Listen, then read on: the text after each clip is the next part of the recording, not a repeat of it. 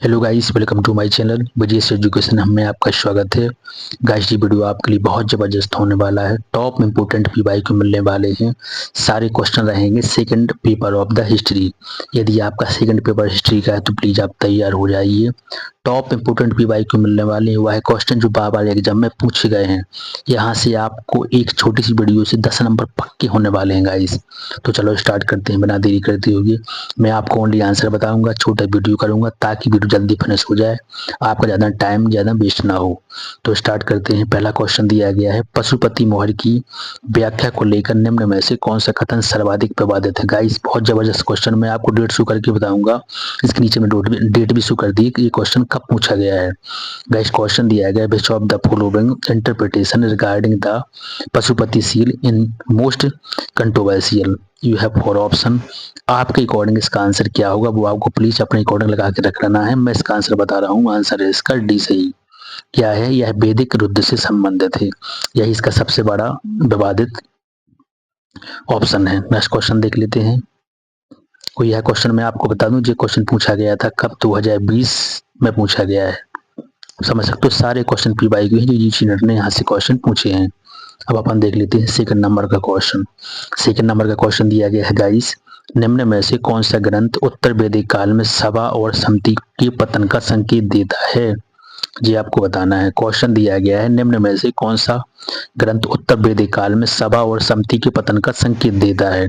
Which text indicate the decline of sabha and samiti in the later Vedic period.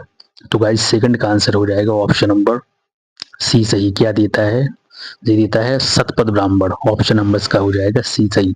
Guys, बहुत जबरदस्त video होने वाला है। अब मैं आपको बताऊं, देखो जो क्वेश्चन पूछा गया है 2019 में, तो बस यही प्रूफ है इस वीडियो का कि मैं आपको सारे क्वेश्चन वो लेके आया हूँ जो एडिशन ने पूछे हुए हैं।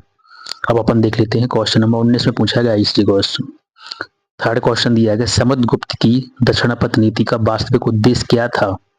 What was the real objective of Samudragupta Dakshinapatha campaign. बताइए, you have four option. Very very important question है गाइस। क्षेत्रीय विलय, स्थायी प्रशासन, राजनीतिक प्रवृत्ति की स्वीकृति या आर्थिक दोहन। तो गाइस, इसका आंसर हो जाएगा थर्ड का ऑप्शन नंबर सी सही हो जाएगा। जी वाला ऑप्शन, राजनीतिक प्रवृत्ति की स्वीकृति। ऑप्शन नंबर इसका सी सही है। नेक्स्ट क्वेश्चन देख लेते हैं। यह क्वेश्चन पूछा गया है 2018 में। अब देख लेते हैं क्वेश्चन नंबर फोर्थ नंबर का। अल बरूनी ने भारत को किस आधार पर बहुसंख्यक समाज कहा है। गाइस, क्वेश्चन दिया गया है, on what basis did Al Biruni describe India as multiculture society. यह फॉर ऑप्शन। बहुत जबरदस्त क्वेश्चन है गाइस।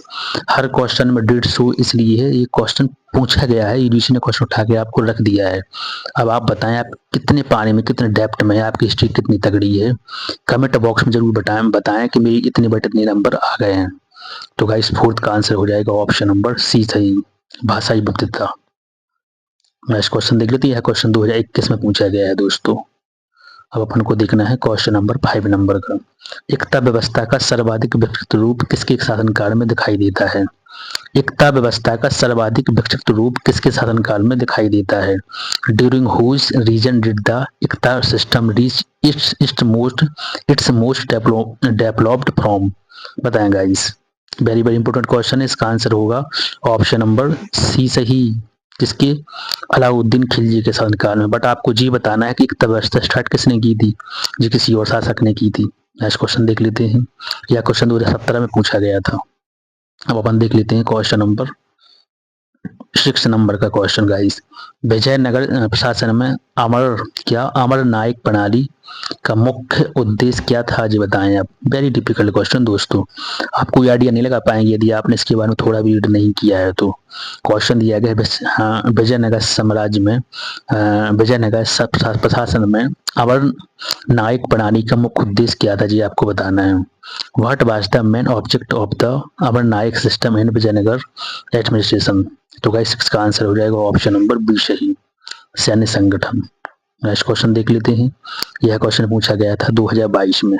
सारे क्वेश्चन पीवाईक्यू हैं दोस्तों, इसलिए ये वीडियो बड़ा इंपॉर्टेंट बन जाता है, क्योंकि हर क्वेश्चन में आपको मैंने नोट्स शो कर दी है जो ऑलरेडी क्वेश्चन पूछा गया। मैं आपको वही क्वेश्चन उठा के लेके आया हूँ जो बार बार रिपीट क्वेश्चन होते हैं, और यहाँ से क्वेश्चन रख दिए जाते हैं, वो आप 100% फंस के ही आते हैं, क्योंकि आपने इसके बारे में रीड तो किया नहीं, डेप्थ में पढ़ा है। आई होप दैट कि आपने पढ़ा ही हो, आप सही करके आए हैं, ऐसी मेरी आशा आपसे है। क्वेश्चन नंबर देख लेते हैं 7 नंबर का, मनसब मूलतः किस पर आधारित था। गाइस क्वेश्चन दिया गया, the mansab system was the primary based on what factor. तो गाइस 7 का आंसर हो जाएगा ऑप्शन नंबर डी सही। क्या हो जाएगा, व्यक्तिगत योग्यता और संख्या पर। यह क्वेश्चन पूछा गया है 2016 में, 16 का क्वेश्चन है दोस्तों। अब देखते हैं 8 नंबर का क्वेश्चन, स्थायी बंदोबस्त का सबसे गंभीर दीर्घकालिक परिणाम क्या था। गाइस क्वेश्चन दिया गया, what was the most serious long term consequence of the permanent settlement. मतलब क्या, परमानेंट सेटलमेंट यानी स्थायी बंदोबस्त। तो इसका सबसे गंभीर दीर्घकालिक परिणाम क्या था जी, आपको बताना है। वेरी वेरी इंपॉर्टेंट क्वेश्चन है। आपने यदि स्थायी बंदोबस्त और महलवाड़ी सिस्टम, जो पूरी तीनों सिस्टम थी इनके बारे में थोड़ा बहुत रीड किया है तो सही करके ले जाएंगे जी आंसर। इसका आंसर हो जाएगा इस ऑप्शन नंबर 8 का डी सही हो जाएगा। किसानों की भूमि से बेदखली, मतलब किसानों को भूमि से बेदखल करना, यही इसका आंसर हो जाएगा डी ऑप्शन। ये क्वेश्चन 2019 में पूछा गया था दोस्तों। अब ये क्वेश्चन इसमें मैंने रख दिया कौन सा, 1847 क्रांति से संबंधित। बताएं, इंपोर्टेंट क्वेश्चन है।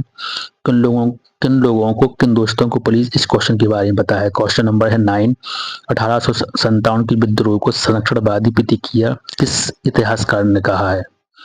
Which historian describe the revolt of 1857 as a convergent reaction. बताएं आप, वेरी वेरी इंपोर्टेंट क्वेश्चन है दोस्तों। तो 9 का आंसर हो जाएगा ऑप्शन नंबर सी सही, एरिक स्टोक्स। ऑप्शन नंबर हो जाएगा इसका क्या, 9 का सी सही हो जाएगा। नेक्स्ट क्वेश्चन देख लेते हैं गाइस। 18 में जो क्वेश्चन पूछा गया था 2018 में, तो 18 का पी वाई क्यू है। अब 10वीं का क्वेश्चन बताएं। हर क्वेश्चन चैलेंजिंग वाला क्वेश्चन है दोस्तों, हर क्वेश्चन में आपको सोचने के लिए मजबूर कर जाएगा। अब 10 वाला क्वेश्चन सोचिए आप, ड्रेन ऑफ वेल्थ सिद्धांत का सर्वाधिक वैज्ञानिक विश्लेषण किसने दिया है। Who provided the most scientific analysis of the drain wealth theory? दादा भाई नेहरू जी, आर.सी. दत्त, गोपाल कृष्ण गोखले या एम.जी. रानाडे। तो गाइस इसका आंसर हो जाएगा ऑप्शन नंबर सी सही, आर.सी. दत्त। ऑप्शन नंबर इसका हो जाएगा, सॉरी, ऑप्शन नंबर इसका बी सही हो जाएगा, आर.सी. दत्त। नेक्स्ट क्वेश्चन देख लेते हैं 11 नंबर का।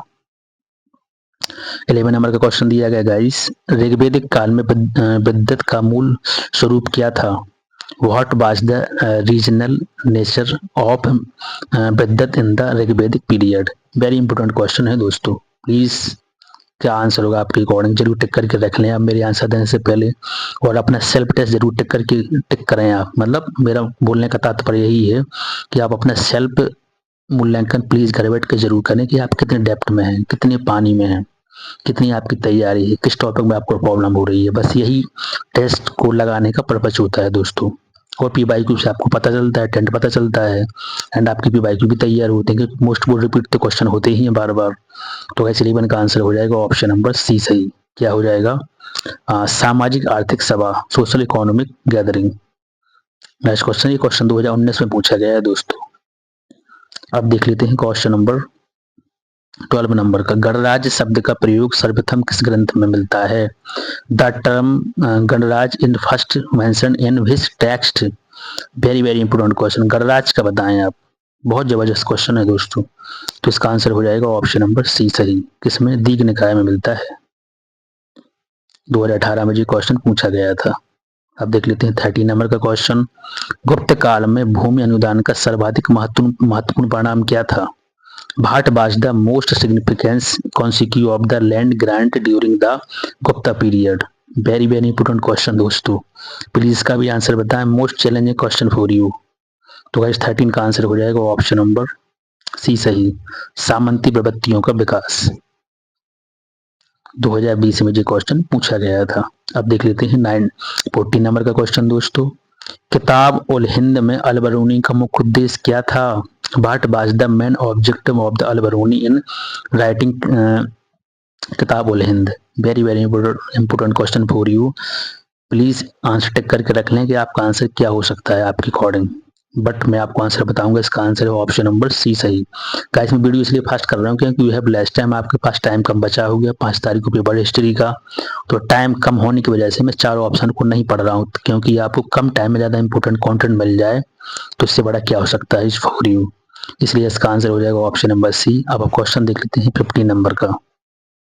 यह 2021 में पूछा गया था। 15 नंबर का क्वेश्चन गाइस दिया गया, अलाउद्दीन खिलजी की मूल नियंत्रण प्रणाली का सर्वाधिक उद्देश्य क्या था, मतलब वास्तविक उद्देश्य क्या था।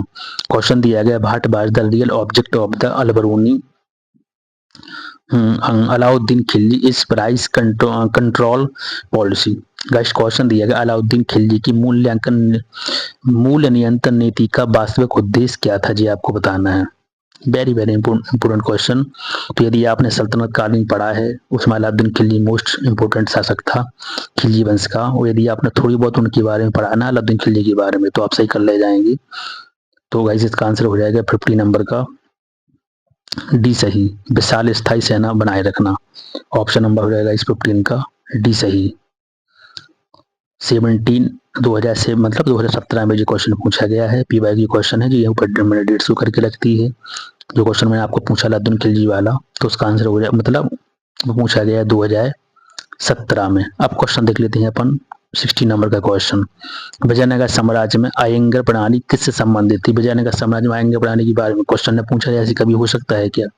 पहली बात तो मैं आपको बता दूं, विजयनगर साम्राज्य बहुत इंपॉर्टेंट टॉपिक भी है, एंड उसमें आयंगर व्यवस्था के बारे में क्वेश्चन है, क्योंकि आयंगर व्यवस्था के बारे में आपने रीड किया होगा, मोस्ट इंपोर्टेंट सिस्टम था इन दिस काल, मतलब पंचायत पंचायत का सिस्टम जमना, ये सब यहीं से सिस्टम आए पूरे, मतलब चोल काल से भी है, बट यहाँ से भी कहीं ना कहीं से मैंने इसकी फाउंडेशन बन गई थी। तो गाइस इसका आंसर क्या होगा आपके अकॉर्डिंग, 16 का आंसर हो जाएगा ऑप्शन नंबर बी सही, ग्राम प्रशासन।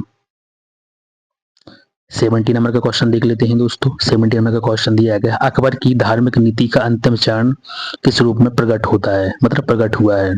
The final phase of the Akbar is religious policy manifested as, बताएं आप, सूफी प्रभाव, सरिया पालन, सुलाय कुल या दीन इलाही।